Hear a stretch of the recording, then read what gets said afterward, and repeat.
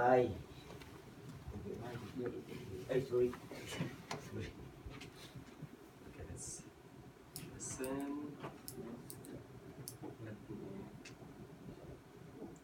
Lots of things to, fiddle upon. Alright, here we go. This is one more time. Track 1, Unit 6, Listening, Exercise 3. So I thought that I'd first say a few words to help orientate you round the banking system.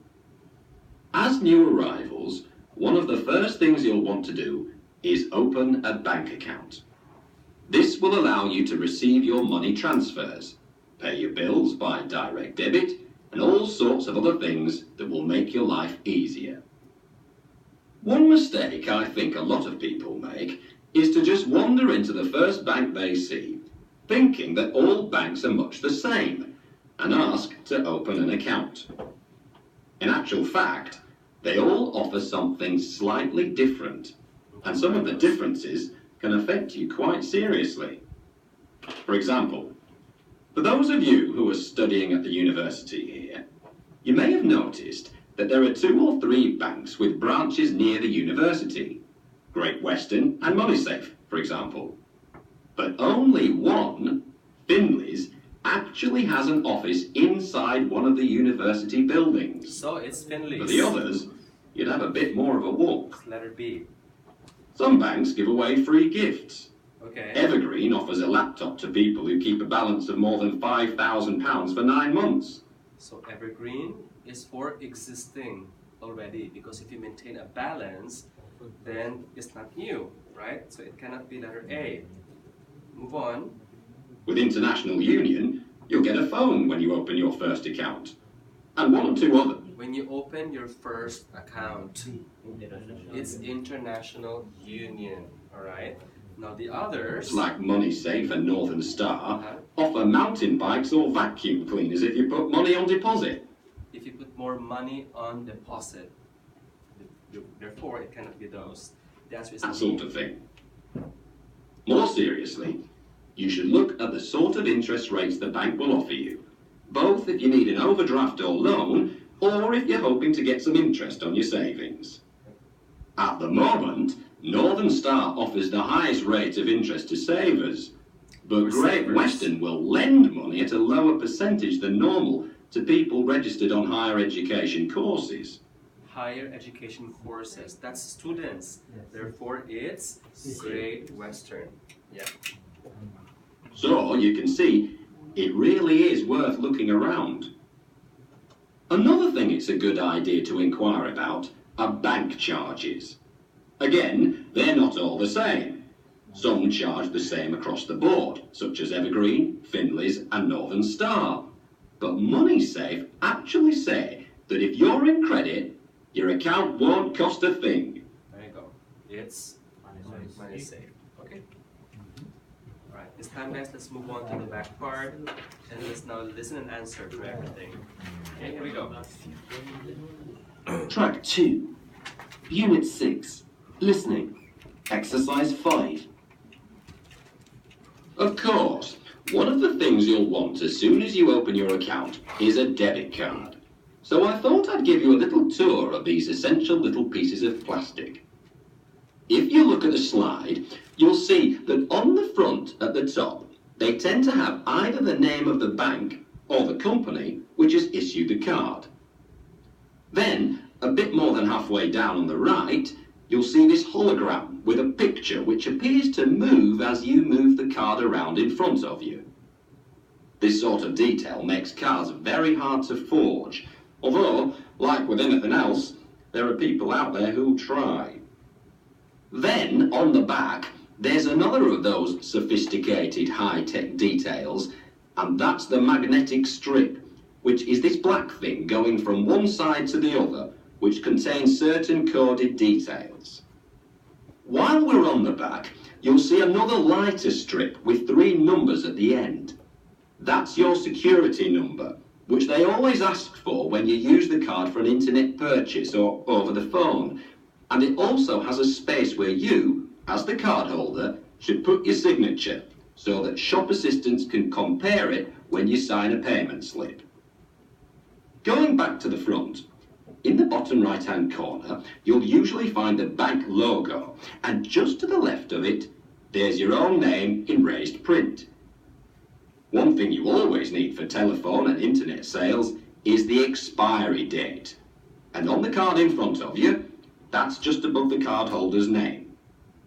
Finally, in most places, you have to insert your card into a machine and key in your PIN. Just above the card number on the left, you can see a chip, and that chip is there to verify that the PIN you have entered is correct. Okay, so our guess is correct. I won't replay the audio this time. It's a fairly easy part. Hopefully you get everything correctly. So what is number 5? There's the word moving there. Yeah, so the missing word is picture. Picture only, right? How about number 6? Is that magnetic strip? So 2 words, guys. Don't miss out the 2 words. And then number 7, heart signature. Yeah. And here is the bank logo, right? And number 9 is the expiry date. We all know that. And number 10 is the chip. Only one chip, not chips. That's different. Only one chip. Okay? Alright, so what did you score in the second set? Better. Okay? Alright guys, now let's move on to the next set here. What we have in the last set is typical section 3, where you hear 2 speakers talking to each other about school-related stuff. So you'll be listening, guys, to a guy named Victor and a woman named Fumiko. And Fumiko would like to consult Victor about some project she is making, right? So, since we have here multiple choice items, what is the key step here in multiple choice items? We have to read everything, correct. And we have to do it quickly and differentiate the choices according to keywords. So for example, number 1, what problem does Fumiko have with her psychology subject or project?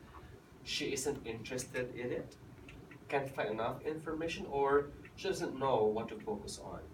So the differentiating words are isn't interested, can't find enough information, doesn't know what to focus on.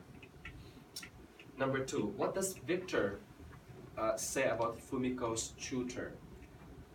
He explores his students' key interests. He is a very hard-working member of staff, or he uses a limited range of project titles. So those are some keywords here. Number 3, what has Fumiko already read on her topic? What has she read already? Okay, so in other words, she has gone through already. Is it the book extracts, journal articles, or internet material? Now this can be a little tricky because, again, typical in multiple choice items, all of these will be quoted, right? But get the one that she has read already. So watch out for those lines when she would say but, because it would mean that she hasn't read them yet. So that's number 3. According to Mr. Dresden, Fumiko's project must include what? Some graphic data. When you say graphic data, guys, what's that? Any idea? Graphic data is? Exactly. Tables, line graphs, okay, bar graphs, those kinds of things. Those are graphical bits of information. A bibliography or a public survey. Do you guys know what a bibliography is? That's an autobiography. But good guess. What's a bibliography? Anybody? Study of the Bible. Far from it.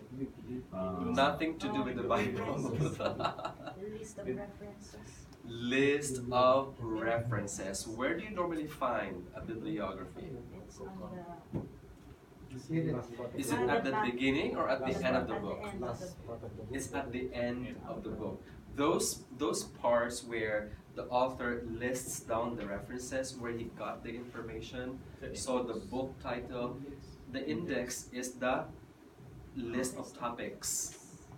But bibliography, an appendix is also different. An appendix is an additional information because any book may not have an appendix, may not have an index, but it should have a bibliography, especially if the book is non-fiction, right? It's supposed to talk about facts. So normally in a bibliography you have the book name, the author, the date in which was published, and if it's a magazine article, magazine name, page number, year published, author name, and so on. So you said a table of contents? no, table of contents is different. I'm not really sure if I have a book here. Hold on, let me demonstrate to you guys.